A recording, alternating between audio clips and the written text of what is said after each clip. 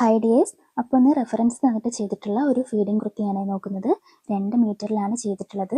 Sleeveless ആയിട്ടുള്ള ഒരു line ടോപ്പാണ് ചെയ്തെടുത്തിരിക്കുന്നത്. നെക്ക് വന്നിട്ട് ഷർട്ട് കോളറാണ് കൊടുത്തിട്ടുള്ളത്.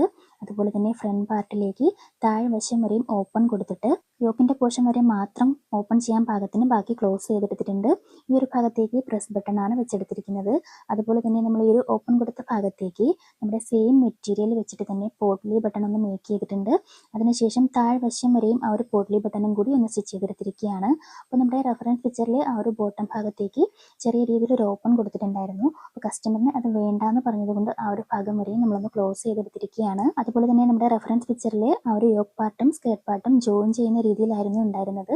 പക്ഷേ ഈ ഒരു ടോപ്പിലേക്ക് അങ്ങനെയൊന്നും ജോയിൻ ചെയ്യുന്നതിന് പകരമായിട്ട് ആ ഒരു യോക്കിൻ്റെ ഭാഗത്ത് നിന്നും 1/2 ഇഞ്ച് ഉള്ളിലേക്ക് ഒന്ന് ഫോൾഡ് ചെയ്തിട്ട് ജസ്റ്റ് ഒന്ന് സ്റ്റിച്ച് ചെയ്തെടുത്തിരിക്കുക മാത്രമാണ് ചെയ്തിട്ടുള്ളത്, ആ ഒരു എഫക്റ്റ് കിട്ടുന്നതിന് വേണ്ടിയിട്ട്. അതുപോലെ തന്നെ 2 മീറ്ററിലാണ് നമ്മൾ ടോപ്പ് ചെയ്തിട്ടുള്ളതെങ്കിലും അത്യാവശ്യം നല്ല രീതിയിൽ ബോട്ടം ഫ്ലെയർ നമുക്ക് കിട്ടുന്നുണ്ട്. അപ്പോൾ നിങ്ങൾക്ക് ഈ ഒരു കുർത്തി ഇഷ്ടമായി എന്ന് വിചാരിക്കുന്നു. അതുപോലെ തന്നെ ടൈലറിങ്ങുമായിട്ട് ബന്ധപ്പെട്ടുള്ള കുറച്ചധികം ടിപ്സും ട്രിക്സും ആയിട്ട് വരുന്ന വീഡിയോസിൽ നമുക്ക് വീണ്ടും കാണാം. അതുവരേക്കും ബൈ.